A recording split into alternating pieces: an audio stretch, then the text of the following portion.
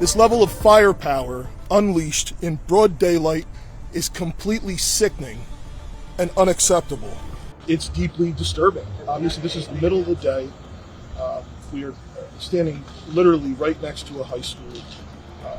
And this type of weapon, it's more for a weapon of war than something to be on the street here.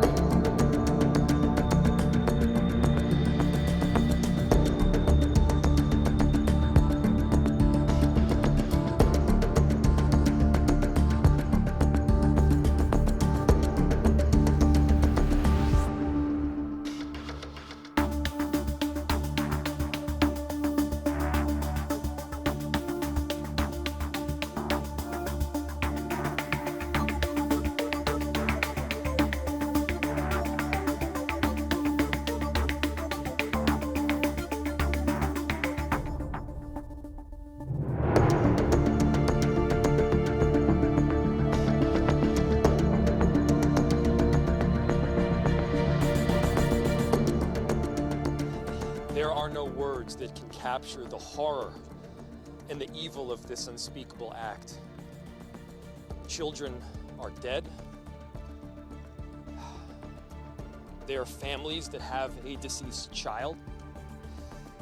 You cannot put into words the gravity, the tragedy, or the absolute pain of this situation. We are a Minneapolis family. But to everybody out there, do not think of these as just somebody else's kids. Those families are suffering immense pain right now. Think of this as if it were your own. Every one of us needs to be wrapping our arms around these families, giving them every ounce that we can muster. These were Minneapolis families. These were American families. And the amount of pain that they are suffering right now is extraordinary. And don't just say this is about thoughts and prayers right now. These kids were literally praying. It was the first week of school. They were in a church. These are kids that should be learning with their friends. They should be playing on the playground. They should be able to go to school or church in peace without the fear or risk of violence, and their parents should have the same kind of assurance. These are the sort of basic assurances that every family should have, every step of the day, regardless of where they are in our country.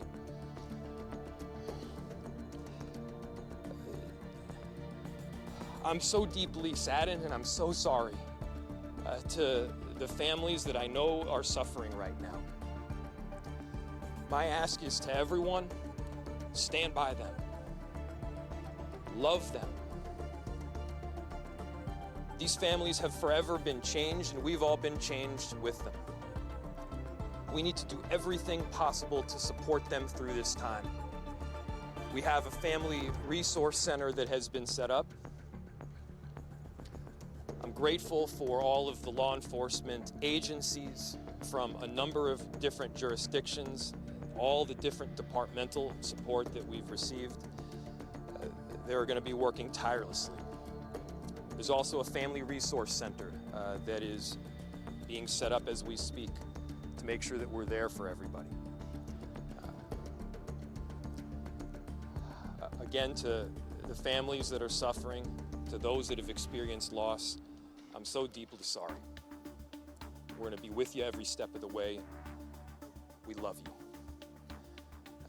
This kind of act of evil should never happen, and it happens far too often. The chief will provide additional details. My name is Brian O'Hara, B-R-I-A-N, O''H-A-R-A.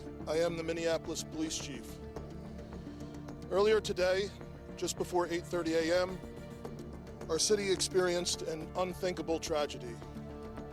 Minneapolis police officers responded to a report of a shooting at a mass that was happening at the Annunciation Roman Catholic Church on the block behind me. This worship service was marking the first week of school for children that are attending the Annunciation Catholic School. During the mass, a gunman approached on the side of the building, and began firing a rifle through the church windows towards the children sitting in the pews at the mass. Shooting through the windows, he struck children and worshipers that were inside the building. The shooter was armed with a rifle, a shotgun, and a pistol. This was a deliberate act of violence against innocent children and other people worshiping. The sheer cruelty and cowardice of firing into a church full of children is absolutely incomprehensible. Police officers from the Minneapolis Police Department immediately responded, entered the church, and attempted to provide first aid and rescue some of the children that were hiding throughout the building, while other first responders came and EMS responded to rush victims to nearby hospitals. 2 young children, ages 8 and 10, were killed where they sat in the pews. Their parents have been notified. 17 other people were injured, 14 of them being children. 2 of those children are in critical condition. The coward who fired these shots ultimately took his own life in the rear of the church. Our hearts are broken for the families who have lost their children, for these young lives that are now fighting to recover, and for our entire community that has been so deeply traumatized by this senseless attack. We will stand together to protect our children, our schools, and our houses of worship. This deliberate act of violence is just a sign of cruelty that is beyond comprehension. Our hearts are broken for everyone that's been affected by this tragedy. As we begin the difficult path of healing, I want the community to know this, that even in the face of such evil, the Minneapolis Police Department and all of our law enforcement partners stand with our community. We stand with these families and with this parish. We will continue to be here for you. With that, the investigation is obviously in its preliminary stages, and I will attempt to take some questions to provide further information. Chief, what can you tell us about the suspect in this case? How old was he? Any kind of motivation? Any notes or anything? So we were looking, the question was, what can be said about the shooter? We believe it is one suspect, a sole shooter. We believe he is deceased. He is in his early 20s, does not have an extensive known criminal history, and we are looking through information left behind to try and determine some type of motive. Chief, do we know if they were former students? How many children? I don't have an exact, the question was how many children at the school. There were dozens of children inside the mass at the time. I don't have an exact count. The children have been relocated into the school, which is where their families are reunifying with them. Do we know if the shooter Other than the weapons, was a shooter a student, former student? Was he a former employee? Do we know that? The question was, do we know if the shooter was a former school employee or a former student? We don't have that information. Did he leave anything behind other than the weapon? Like a note? There's a vehicle. The question was anything left behind? There's a vehicle that we believe that the suspect used that is being searched, and we will be conducting other searches related to this. What was that vehicle and where was it parked? Inside the parking lot here. Yep. Yep. So the question was, neighbors had said that the door to the church had been barricaded. The shooter approached on one side of the church building, and on that side, at least two doors, it appears there had been like a 2x4 placed. So not all of the doors around the building, but on the side where the shooter did fire. On the outside, yes. Is there a reason why officers are going? The question was there any explosives? There were reports of that. There were no explosives or improvised devices that we found. I do believe there was one, I guess you would call it a smoke bomb, like not an explosive, but a sort of a firework that would release smoke. The side that is closest to us, here, on this side. Yep. Is there a reason why agents are also at these nearby homes? I don't have specific information on that I can release. Gunshot wound, this suspect? The question was, is he dead from a gunshot wound? The answer is yes. We believe he took his own life in the parking lot. Was this outside or both inside that he was shooting? The question was he shooting outside and inside? He was absolutely shooting outside of the building on the side of the church, inside through the windows. It appears he may have gone inside, but I don't believe we've located any casings inside the building. So I'm not certain if he fired also while inside. It appears, if not all, most of the shooting happened outside the building.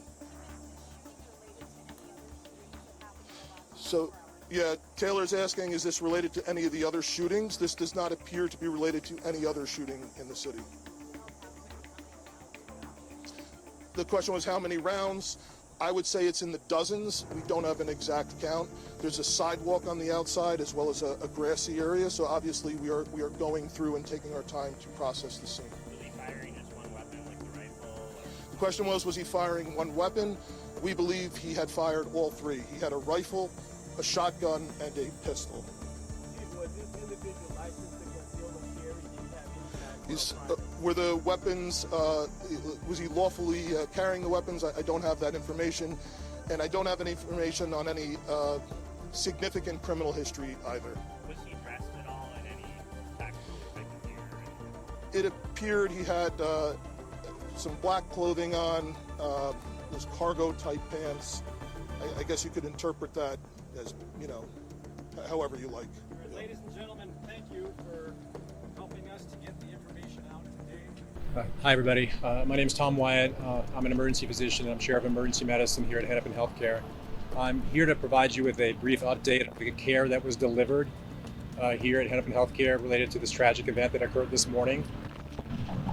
We first received a page that we were going to have a mass casualty incident at 8:46 a.m. this morning. That gave us time to mobilize all of our resources and prepare our teams. We are a level 1 trauma center, and we prepare and we train for this. Having said that these incidents are never easy. We've had 2 in the last 24 hours that have occurred, these mass casualty incidents. The one today, we received a total of 11 patients from this incident. 2 of them were adult patients, 9 pediatric patients. 4 of them required the operating room. And up to this point in time, there have been no fatalities related to any of those patients that were brought to our organization. I want to take a moment to tell you how proud I am to work for this organization and the teams that were involved, the resources, again, that were mobilized, our surgical colleagues, our medical medicine colleagues, our amazing nursing staff, our psychologists that help process these events for us, environmental services, all those involved. Hennepin EMS brought in all the scene to our organization, and we were very lucky to have 2 emergency medicine, emergency medical service directors that were on scene and able to provide us with really important information that again helped us to prepare for this event. So I don't have any individual or specific information about the patients at this time for you, so that's all I can share. Thank you for being here. Any questions? You said they were in critical condition. 7 were brought in as critical patients, and at this time, I don't know the updates on what the conditions are of many of them. 4 of them required the operating room, as I said. There were, again, 9 of the 11 patients were pediatric ages. I can't remember the exact name, the exact ages. I believe it's 6 all the way up to 14. That's the range. Can you tell us a little bit about what types of teams you had working this morning, how many people it takes to treat a something like that? Yeah, whenever that type of a page goes out, again, it really puts into motion a lot of big response from all of the teams. And so because we're a level 1 trauma center, we have to mobilize certain types of resources like operating rooms and the surgical services. We have to have emergency providers and nurses. We have to, mobilize things like the laboratory and the blood bank. So there's a lot of planning, and again, a lot of exercises we do throughout the year to prepare for these events. And unfortunately, we respond to many of them throughout the year. Can you talk about the injuries at all, or any type of what you're seeing here with some of these patients? I can't get into specifics, but we are dealing with gunshot wound injuries from apparently a high velocity weapon. And, gunshot wounds can be very problematic because they can involve multiple body systems. And again, they require a lot of resources to manage. But again, we see a lot of gunshot wounds here at Hennepin Healthcare, and we're among the best in the nation every year at managing penetrating trauma. So we are used to seeing them. Can you tell us where the status of the 11, are any of them still in surgery? I don't know the status of that. I can't share that with you at this time. Was anyone shot more than once? I can't share that information with you at this time. You heard from the families of some of the victims that made their way here? Yeah, we've had quite a bit of effort to stand up a reunification center across the street here at our clinical specialty care building. And so to my knowledge, I believe all or almost all of the families and loved ones have been reunited with patients and know their status. Do you know if anyone is being treated at any other location? patients? My understanding was we had a lot of the non-critical patients that went to Children's Hospital, and I believe one went to Masonic Children's Hospital as well. I don't know the status of any of those patients. Can you speak to the toll it takes on physicians here who have to handle these types of cases of mass casualty cases within hours? Yeah, it does take a toll. Thank you for asking that. Asking that question. I think again, we have psychologists that we have dedicated to our emergency department to help with our providers and our nurses and other workers that manage these types of events. Again, we've had 2 mass casualty events happen in the last 24 hours. I mean, that does take a toll. But we also have to recognize that we are here as a critical resource for our community, and we have to take time to process, these the care that we deliver in these situations, and we have to be able to move forward because we are obviously needed. And none of those patients have been discharged? Not to my knowledge. You said there were 11 total, and 9 of them were pediatrics ages 6 to 14, and 7 were in critical condition. Are all of those that are pediatric, those 6 to 14, are all of those in critical condition, or the ones that are older also in critical condition? I don't want to misspeak here. I believe that all of the pediatric patients were the ones that were in the critical condition. Yes. Did I get my numbers right? You did.